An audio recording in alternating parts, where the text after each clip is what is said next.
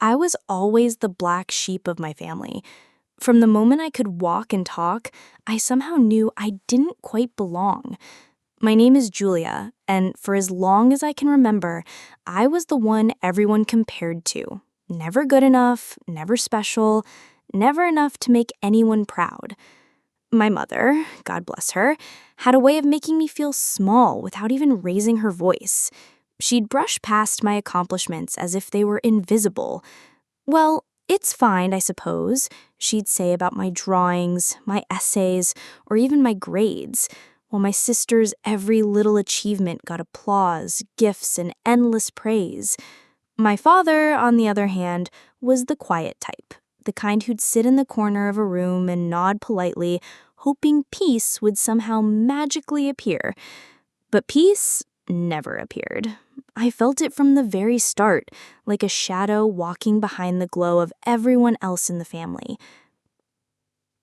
I had two older siblings, Megan, my sister, the golden child, and Mark, my older brother, the smart one.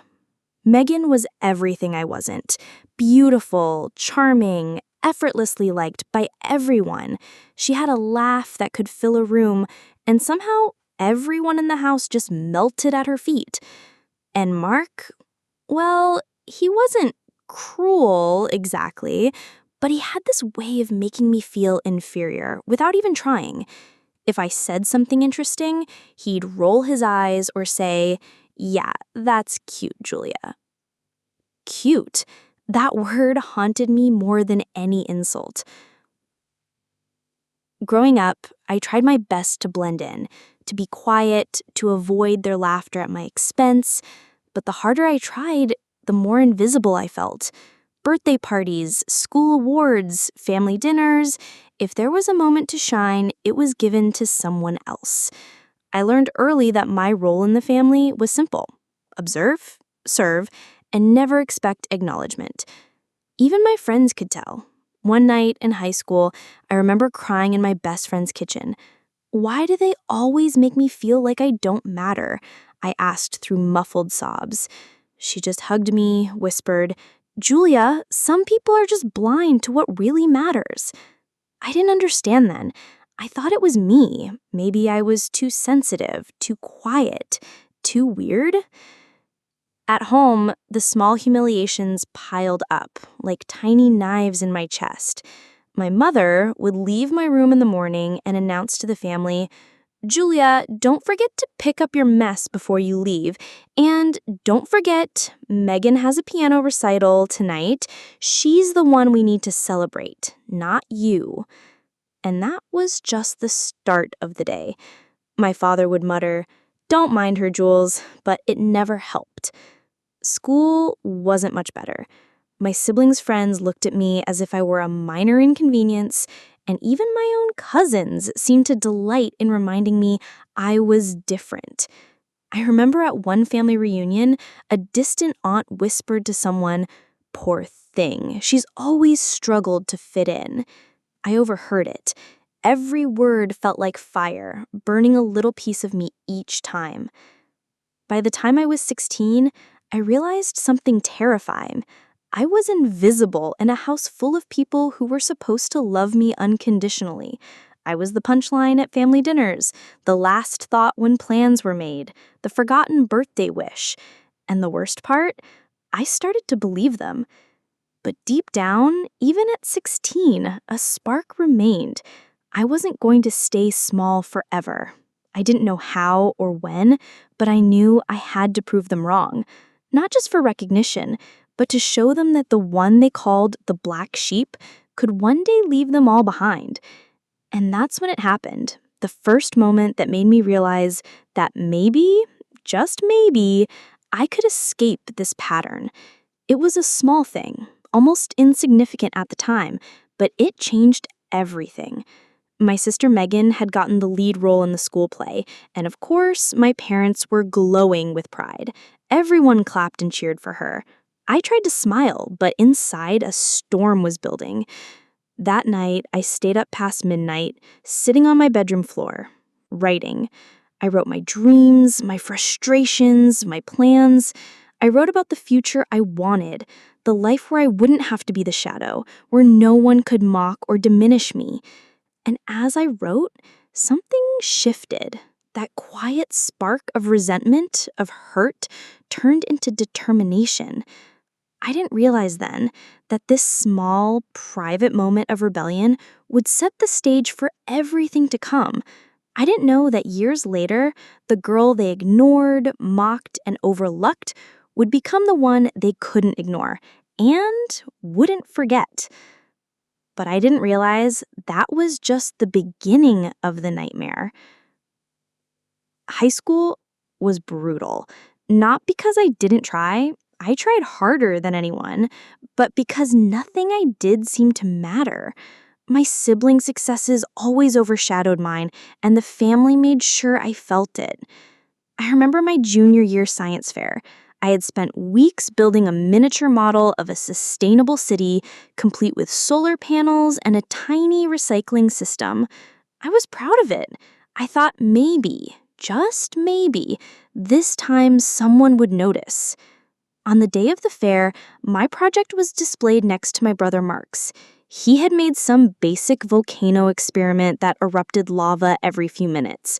People crowded around his table, teachers praised him. I stood to the side, smiling awkwardly as people passed by, barely glancing at my project. Later that night, at the family dinner, I brought it up. "Mom, Dad, did you see my science fair project today?" "Oh, Julia, I saw. It was fine. I'm glad you tried, honey." Fine. That was the word. Fine. My stomach sank. Megan, of course, got a standing ovation at her latest theater performance, and everyone clapped. I clapped too, my hands shaking, feeling invisible all over again. The more they overlooked me, the angrier I became inside.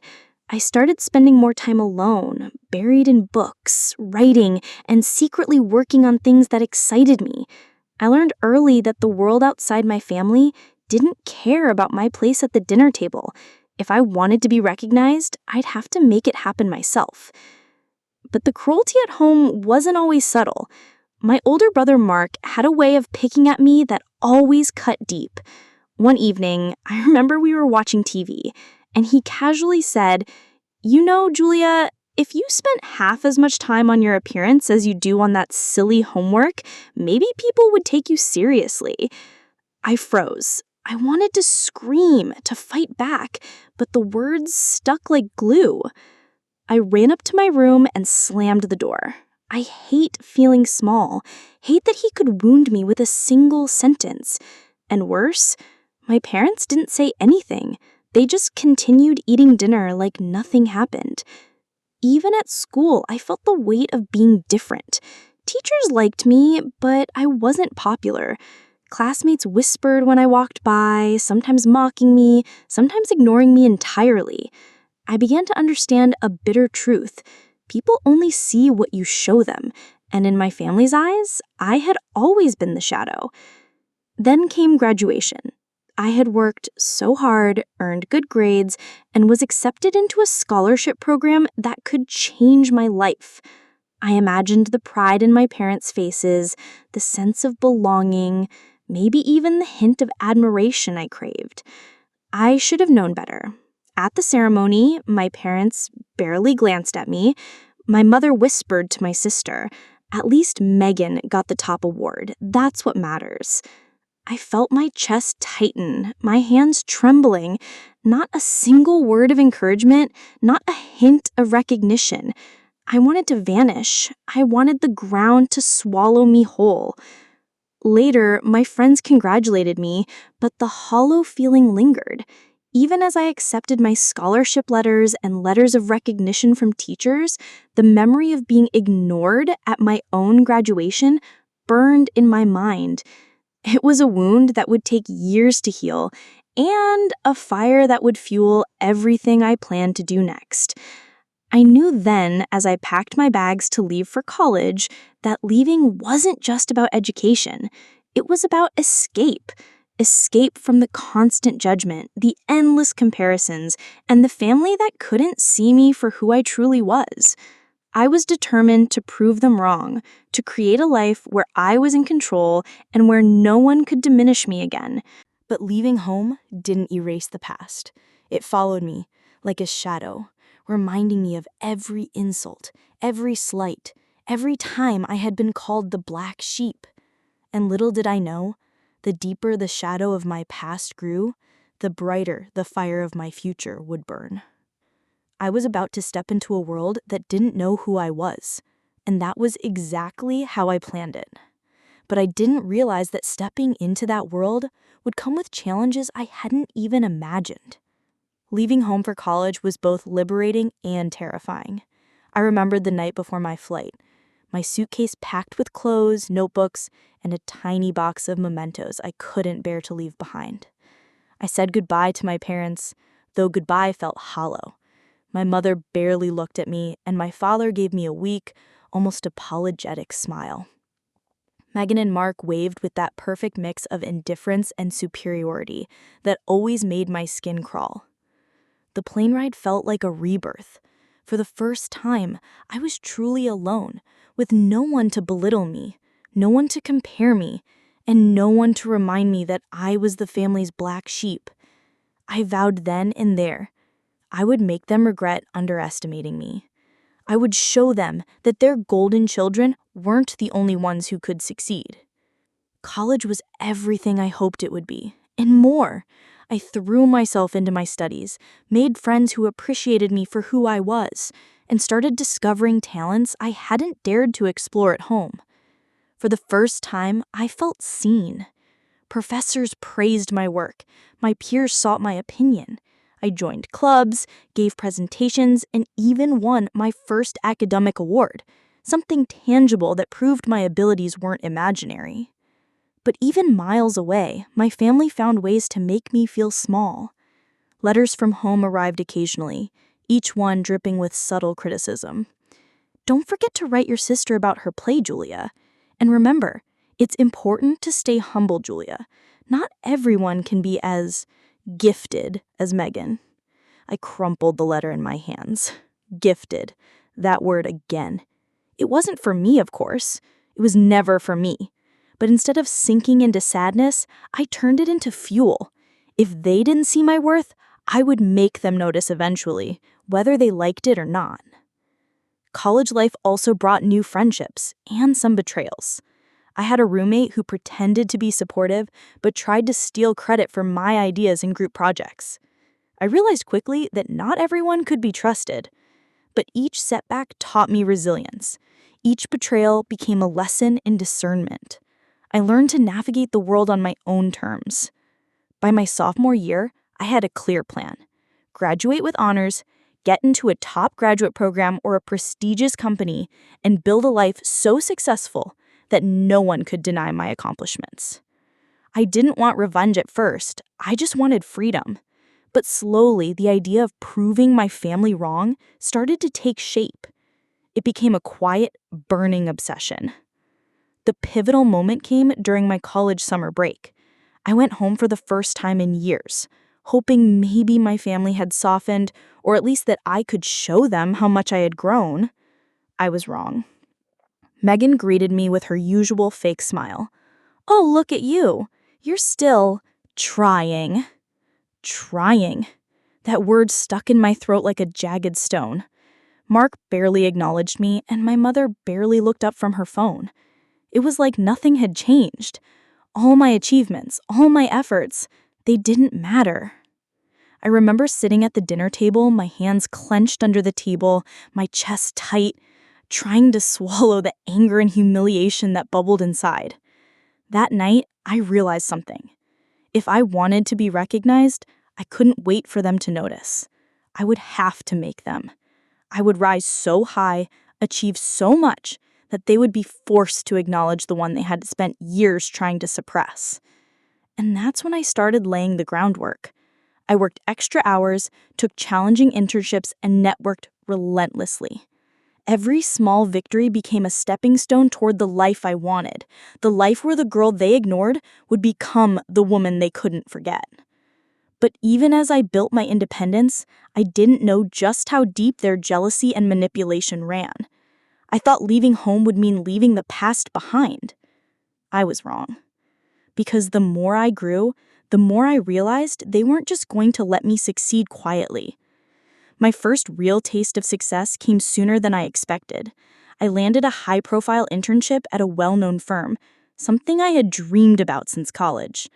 I was nervous at first, worried I wouldn't fit in or worried I'd somehow fail.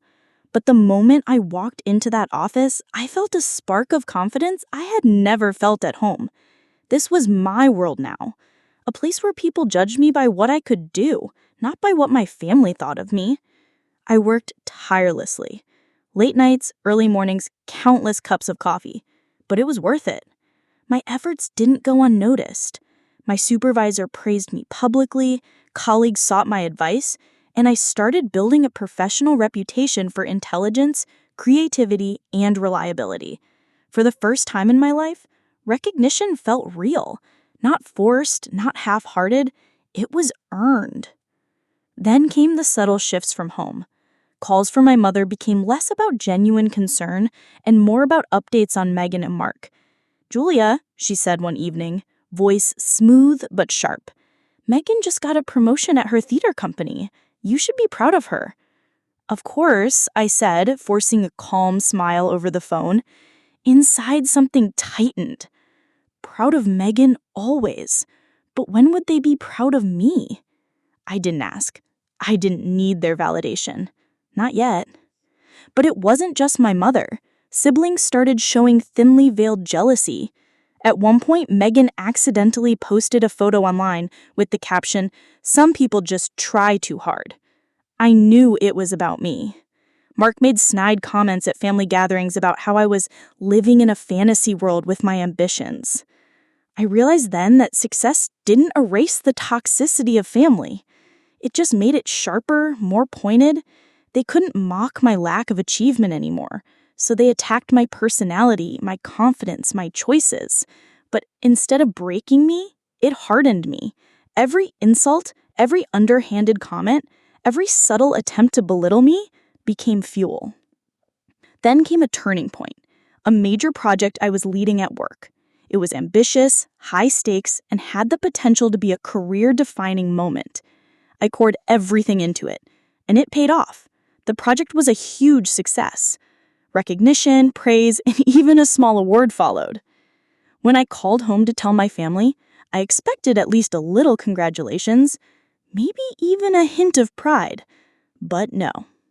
"Oh, Julia," my mother said, voice thin and polite.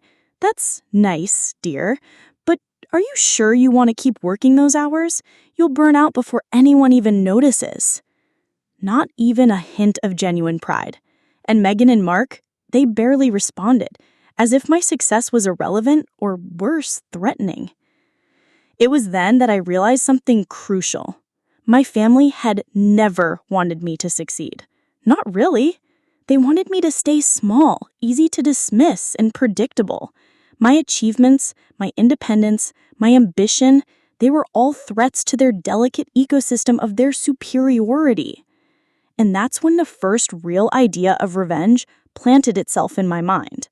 Not petty revenge, not cruel gestures, but the kind that would make them see me for who I truly was, whether they liked it or not. But I didn't realize how far they were willing to go to undermine me, even from a distance. Subtle manipulations, half-truths, and hidden jealousy were lurking in the shadows, ready to strike just when I thought I had a safe path. And that's when I learned the hardest lesson. Sometimes success doesn't protect you. Sometimes it just makes the battlefield bigger. But I was ready. I had no choice to be. The first real betrayal hit me like a punch to the chest, one I never saw coming. I had just started a new project at work, a collaboration that could make or break my career, and I was thrilled. I wanted to share the news with my family, thinking maybe, just maybe, they would finally see me. I called my mother one evening, my voice bright and full of hope. "Mom, I have something exciting to tell you." She sighed softly, that practiced tone I knew too well. "Oh, Julia, that's nice, dear, but have you spoken to Megan? She's been doing something similar." Something clicked in me. I felt a cold lump form in my stomach. Why did she always have to redirect attention to Megan? Why was my mother's support always a diversion, a way to make someone else shine while I stayed in the shadows? I brushed it off that night, trying not to let it get to me. But then, the next week, I discovered something far worse. While researching a strategy for my project, I accidentally stumbled upon an email chain. And there it was, clear as day. Megan had emailed one of my contacts from college, insinuating that I wasn't capable of handling the project, subtly suggesting that she, or someone else, could step in if I failed. She had even gone as far as to drop hints about my so-called immaturity and inexperience. I sat frozen, reading the words over and over. My sister, my own sister, trying to sabotage me? And my mother? My mother must have known. I remembered all those dismissive comments, the subtle digs, the guiding advice that always seemed to favor Megan. I wanted to scream, to cry, to confront them both right then and there. But I didn't. I did something much harder. I stayed silent.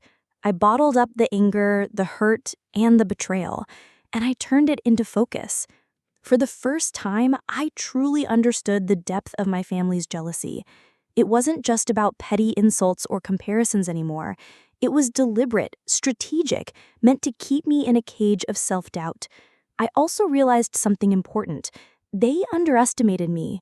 They thought that because I didn't lash out, I was weak. They thought that because I didn't fight back publicly, I could be manipulated. They were wrong. That night, I made a silent promise. If they wanted a battle, I would give them one, but on my terms. Not revenge for the sake of revenge, but justice in the form of undeniable success, a life they couldn't ignore, and a presence that would haunt every time they doubted me. College and early career taught me resilience, but betrayal taught me strategy. I started paying attention to subtle manipulations, recognizing patterns in their behavior, and understanding exactly how they tried to control me.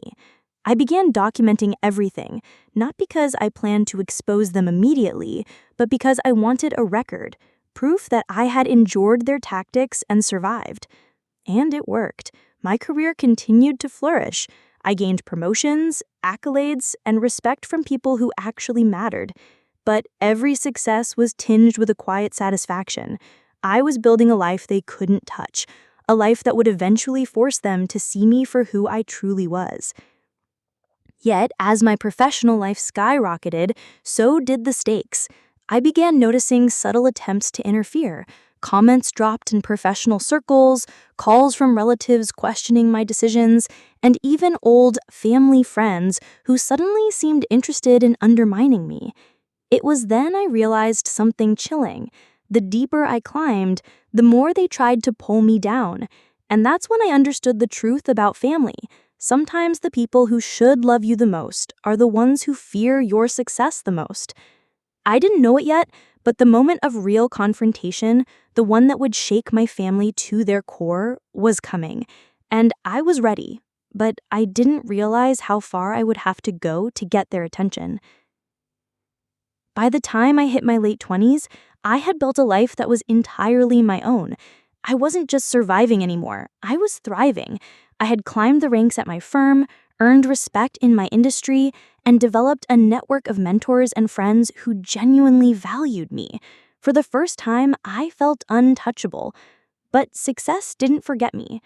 Every slight, every betrayal, every moment of being dismissed by my family was etched into my memory. They had spent years trying to keep me small, and now I held the power. The power wasn't just in my career or my achievements, it was in my confidence, my independence, and my ability to walk into any room and command respect. I moved into my first apartment on my own. It wasn't huge or fancy, but it was mine. Every detail reflected me. The books stacked neatly on the shelves, the artwork I had collected, the small victories I had worked for. It was freedom in physical form, and it felt intoxicating. But with independence came clarity. I started seeing patterns in my family's behavior I hadn't noticed before. My mother's casual criticisms, Megan's subtle digs, Mark's dismissive comments, they were all part of a larger web designed to make me doubt myself. And now, from a distance, I could see it clearly. It was exhilarating and frightening at the same time. I realized that I didn't just want to succeed, I wanted them to see it, not just as a passing acknowledgement, but as undeniable proof that the black sheep they had ignored could rise higher than any of them had imagined. So I began planning, not in a vengeful way, at least not yet. I was careful. Every decision I made, every move I executed, was designed to build something bigger than just a career. I wanted a life so visible, so impressive, that my family could no longer pretend I didn't matter. Then came an unexpected opportunity. A high-profile client reached out to me, offering a partnership that could redefine my career. It was everything I had worked for, and it meant I would have a platform bigger than I ever imagined. I accepted immediately, and as the deal was finalized, I felt a thrill of power and independence unlike anything before. The next time I went home for a family gathering, I saw the difference immediately. They noticed me in ways they never had before. My mother's compliments were more hesitant, almost forced. Megan's smile faltered in certain moments.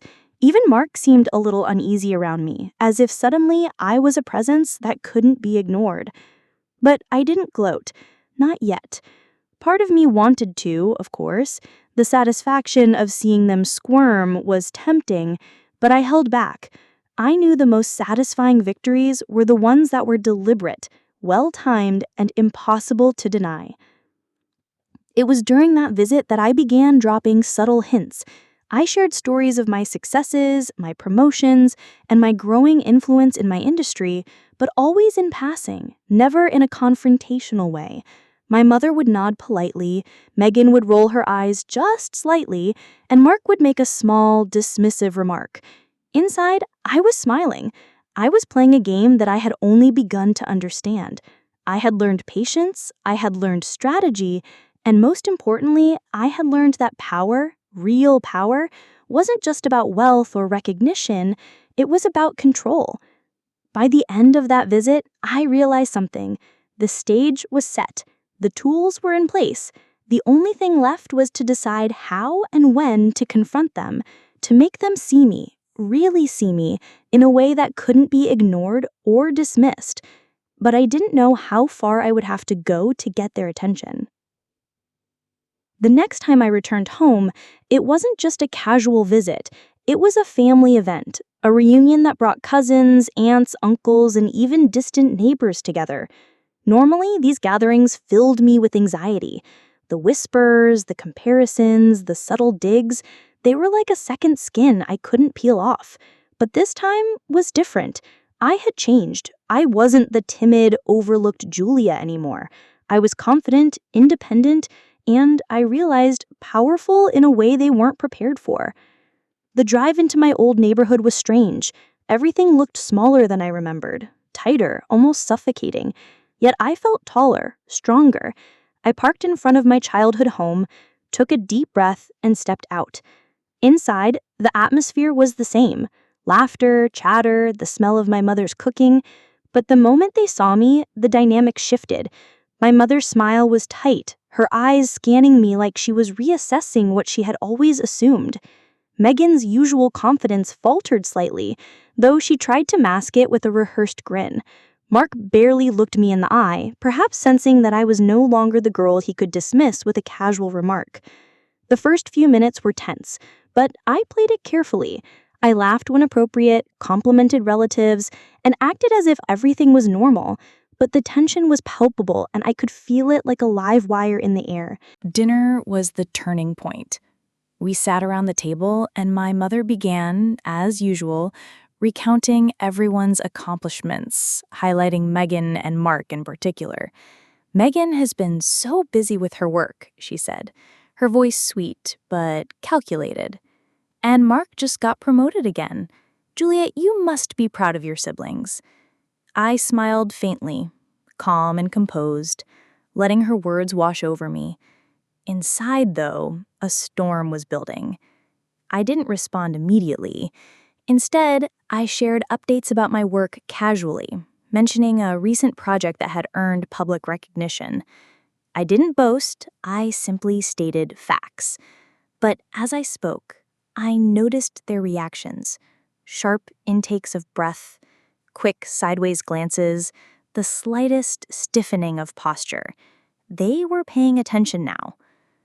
Then Megan tried her usual move, subtle mockery masked as humor. "Oh, Julia, you and your fancy projects," she said, waving her hand dismissively. "Must be nice to live in a world where everything works out perfectly." I looked at her, and for the first time, I didn't flinch. I smiled warmly, almost too sweetly. "It's been a lot of hard work, Megan," I said, letting each word land. "You know, the same kind of hard work I saw you do when you were preparing for your theater roles in high school?" Her eyes flickered. That tiny crack in her armor thrilled me more than I expected. Mark shifted uncomfortably, and even my mother seemed momentarily caught off guard. Throughout the evening, I dropped more subtle hints about my success, about my independence, and about the life I had built without their approval. I didn't gloat, but I made it impossible for them to ignore. Every achievement I mentioned, every anecdote I shared, was a reminder that I had grown beyond the girl they had dismissed. By the time dessert was served, the air was thick with tension. I caught Megan whispering to Mark, probably trying to strategize a way to undermine me as usual. But I had learned from years of subtle sabotage. I was prepared. I remained calm, composed, untouchable in my confidence. And yet, beneath the surface, I could sense something else: fear. They weren't used to this, Julia. The quiet, obedient shadow had disappeared. The black sheep had returned, but now she carried a presence, an authority, and a confidence they hadn't anticipated. I left that night knowing one thing: the stage was set for a confrontation, a reckoning. They could pretend to ignore me, belittle me, or dismiss my accomplishments, but the seeds of recognition had been planted.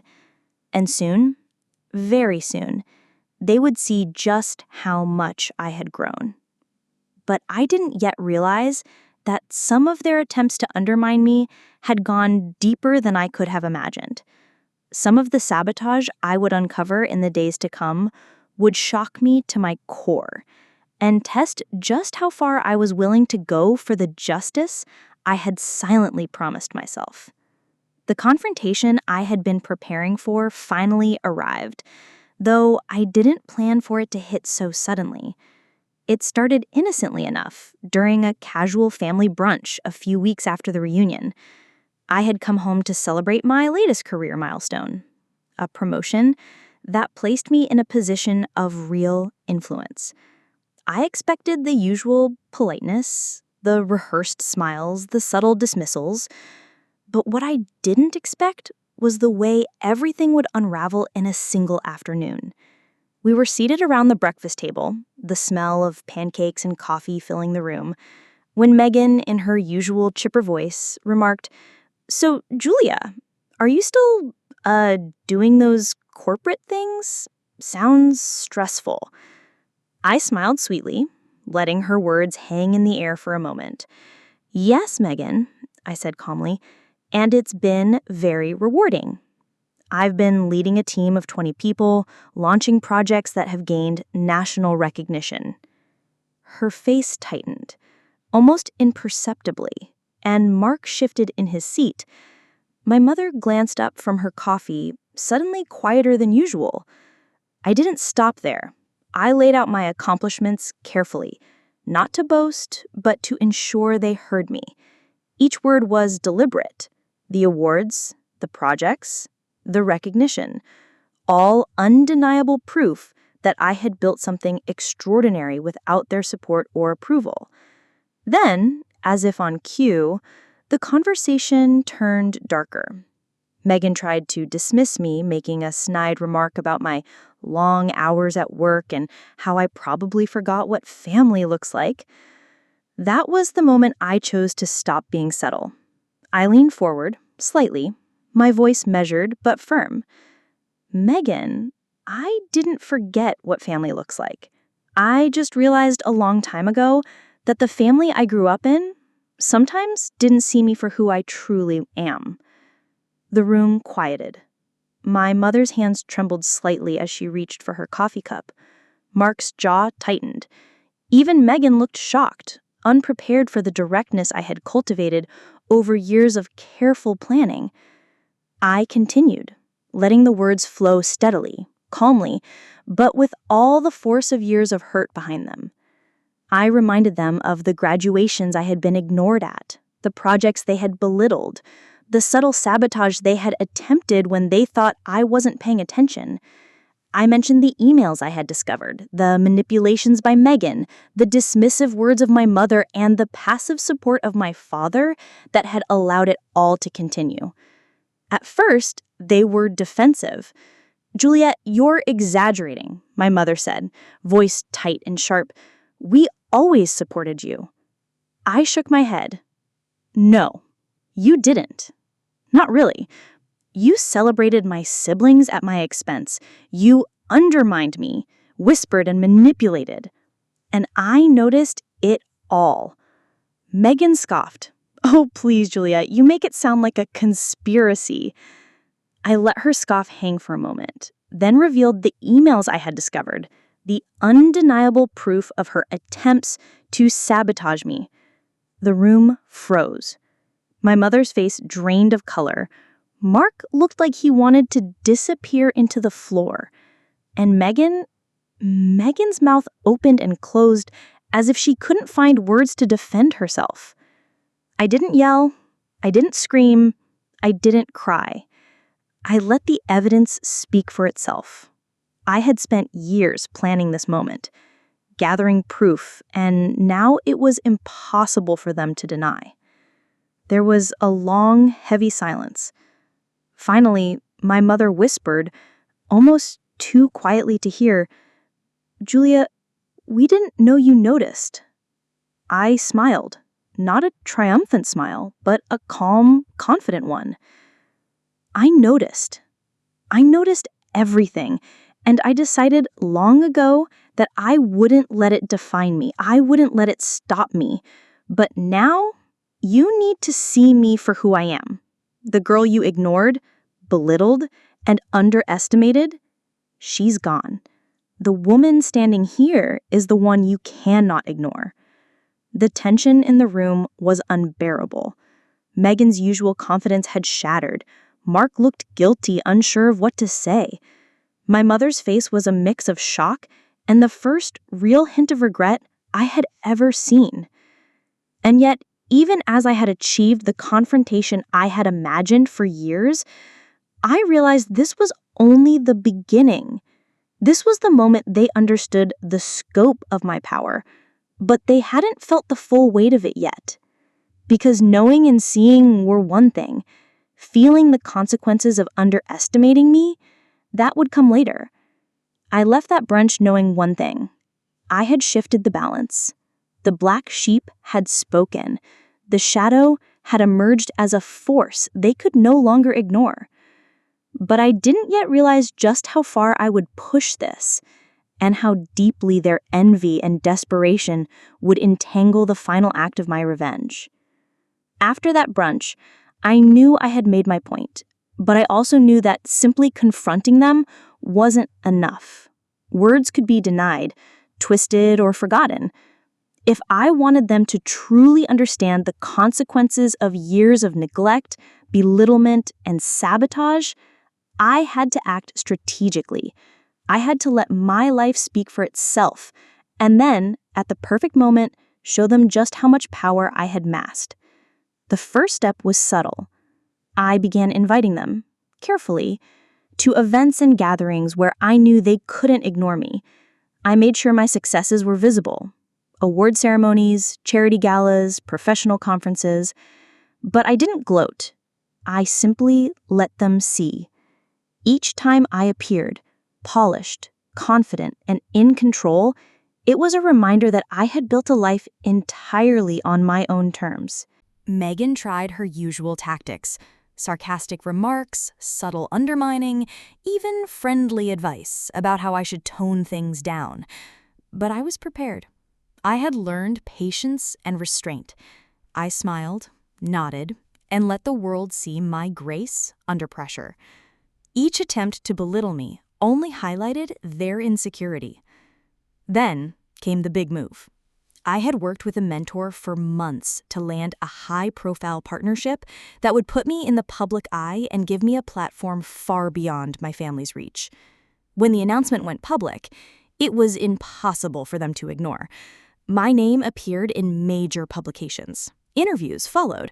Industry leaders praised my work. And everywhere I went, people asked, "Are you the Julia they call a rising star?" When my mother called, I could hear the hesitation in her voice. "Julia, congratulations. We're proud of you." It wasn't the forced politeness of the past. It was reluctant, grudging acknowledgement. I didn't respond with anger. I let the silence speak instead, letting her realize that this was the respect she had denied me for years, and now I didn't need her validation. Megan and Mark weren't so quiet. At the next family gathering, they tried to dismiss me again. "Oh, Julia, you're always working," Megan said, attempting her old tone. But this time, I held up a small stack of industry awards I had printed out for a personal album, casually letting her eyes fall on them. "Yes," I said softly, "and it's been quite rewarding. I'm grateful for the opportunities I've created for myself." Mark's smug look faltered. Megan's mouth opened, but no words came. Even my mother looked uneasy, sensing the shift in power that I had cultivated with patience, strategy, and relentless determination. The most satisfying moment came when I made a quiet announcement during a large family gathering. I had purchased my own home, a property they had long admired from afar. The reactions were priceless. Megan gasped, Mark's jaw dropped. My mother turned pale, realizing that the girl she had dismissed, ignored, and manipulated had not only succeeded, but had surpassed anything they could have imagined. It was subtle revenge, not vindictive, but deeply satisfying. I didn't need to attack them. I didn't need to humiliate them. I simply lived my truth, and that alone made them squirm. Yet, even as I basked in the satisfaction of seeing their reactions, I knew this was not the final act. Some of their resentment, envy, and denial ran deep. They would attempt to reclaim control, to undermine me, or to twist the narrative in their favor. But I had learned from years of betrayal. I would never allow anyone to diminish me again. By the end of that day, I realized something profound. Real power wasn't in revenge itself. It wasn't in making them feel small. Real power was in creating a life they couldn't touch, couldn't diminish, and couldn't ignore, and in letting them feel, quietly and helplessly, that they had underestimated me for far too long. And in that realization, I felt a sense of freedom I had never known before. I was no longer the black sheep. I was no longer the shadow. I was the woman who endured, survived, and ultimately transformed every insult, every betrayal, and every slight into a force no one could deny. But I also knew that the most shocking revelation, the one that would leave them stunned and force them to reckon with the past completely, was still waiting. And when it came, there would be no turning back. The day of the final revelation came unexpectedly. It started as an ordinary weekend visit home, but I had already prepared myself. I had been carefully collecting evidence over the years, not just emails and messages, but documentation of subtle manipulations, favoritism, and betrayals. Everything was ready. I wasn't angry anymore. I was calm, collected, and in full control. We gathered in the living room, a casual setting for what would become anything but casual. I had brought with me a portfolio. Photographs, letters, printed emails, and other proofs that could no longer be ignored. Megan and Mark were immediately suspicious. My mother tried to keep the atmosphere light, but I could see the tension creeping into her posture. I started by recounting my childhood experiences, carefully, almost as if I were narrating a story. "Do you remember," I said, "how at every birthday, at every award ceremony, and at every family gathering, I was overlooked? How my accomplishments were dismissed while Megan and Mark were praised endlessly?" Megan tried to interject, but I held up my hand. "Please, let me finish." I laid out emails from Megan that clearly attempted to sabotage my projects. I showed messages from extended family who had repeated gossip or tried to pit us against one another. I reminded my mother of the countless times she had favored my siblings over me under the guise of guidance or concern. And for the first time, I included something that shocked them all, a record of the financial support I had quietly sent over the years. While I was building my own life and career, I had also been helping family members, sometimes without acknowledgement, sometimes at personal cost. Megan went pale. Mark looked uneasy. My mother's hands trembled. "Julia," she began, but the words faltered, weak against the weight of undeniable evidence. I didn't shout. I didn't cry. I simply laid it all out. The betrayals, the dismissals, the favoritism, and the underhanded attempts to control me. And then I said something that left the room completely silent.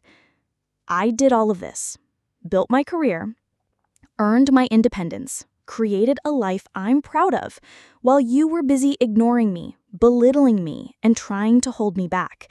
And now I'm in a position where I don't need your approval, but I want you to understand something. The black sheep you tried to bury has risen, and she won't be ignored again." Megan's eyes filled with disbelief. Mark's face twisted in frustration. My mother simply sat there, speechless for the first time in my memory. It was a rare moment, seeing them confronted with the consequences of years of neglect and manipulation, without a single word I'd raised in anger. And then came the final twist, the one that I had been holding back for the right moment. I revealed my latest achievement, a major property acquisition that had been the envy of my entire extended family for years, paired with a recent professional award that cemented my status in my field. I didn't need to brag. I simply showed them the proof. The portfolios, the awards, the recognition, everything tangible, undeniable, and impressive. The reactions were priceless. Megan gasped, covering her mouth. Mark's jaw dropped. My mother looked as if she had seen a ghost. The woman in front of them was not the little girl they had dismissed. I didn't shout. I didn't demand acknowledgement. I let the silence speak. I let the weight of my evidence, my achievements, and my calm authority sink in. This was my revenge, not through cruelty or confrontation, but through the undeniable reality of my success. And as they sat there, stunned and silent, I realized something profound. I had not only reclaimed my place in the family, I had forced them to recognize what they had tried to suppress for years. The black sheep had become the strongest voice in the room. I smiled softly. "I'm done hiding," I said. "And now I hope you understand, I am not who you thought I was. I am so much more." For the first time in my life, I felt truly seen, not through manipulation, not through their approval, but through my own strength, determination, and resilience. But even in that moment of triumph, I knew one thing. The past would always linger. The scars of betrayal would never completely disappear, but I had turned them into power, And for the first time, I understood the full meaning of my journey. I had transformed hurt into ambition, neglect into independence, and doubt into undeniable success. And in that quiet, victorious moment, I knew I had achieved the ultimate revenge. I had rewritten the story of my life on my own terms. After that confrontation, the atmosphere in the family shifted forever. It wasn't dramatic yelling or crying, but a quiet, almost stunned acknowledgement of who I had become. Megan avoided direct eye contact for days. Mark seemed uncertain of what to say around me. And my mother, well, she oscillated between pride, guilt, and a subtle, reluctant admiration. I realized something important. I didn't need them to validate me anymore. Their recognition, while satisfying, was secondary. What mattered most was that I had proven to myself that I was capable, resilient, and unstoppable. The black sheep had grown into someone no one could overlook, not even the people who tried hardest to suppress her. Life went on, and I continued building my career, my home, and my personal life. I maintained polite, civil relations with my family, but the dynamics had shifted permanently.